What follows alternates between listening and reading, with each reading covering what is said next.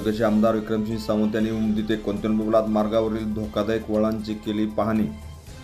जत तालुक्याचे आमदार विक्रमसिंह सावंत यांनी उमदी ते कोंतणबोबलाद तालुका जत जिल्हा सांगली येथील रस्त्यावरील वळणांची पाहणी केली। उमदी ते कोंतणबोबलाद या मार्गावर अनेक धोकादायक वळणे आहेत।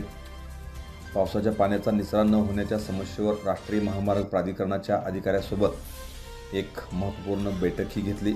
वारंवार सूचना देऊन ही महामार्ग बनविताना धोकादायक वळणे तयार करण्यात आली याचा जाब संबंधित अधिकाऱ्यांना विचारला व त्या सर्व अधिकाऱ्यांना चांगलेच खडसावले। या बैठकीनंतर प्रत्यक्ष जागेवर जाऊन पाहणी केली असता परिस्थिती गंभीर असल्याचे दिसून आले। धोकादायक वळणे दूर करण्यासाठी आणि पावसाचे पाणी योग्य दिशेने वळविण्याच्या दृष्टीने तातडीने उपाययोजना करण्याच्या सूचना दिल्या। या प्रकरणात कोणत्याही प्रकारचा हलगर्जीपणा खपवून घेतला जाणार नाही।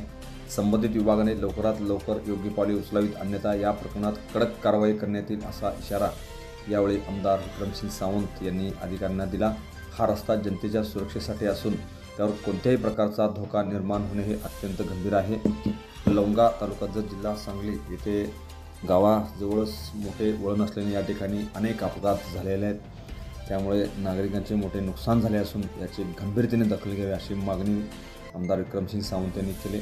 यावेळी संघच्या हातपर तहसीलदार व अनेक गावचे सरपंच यावेळी खास करून उपस्थित होते। Press the bell icon on the video and never miss another update.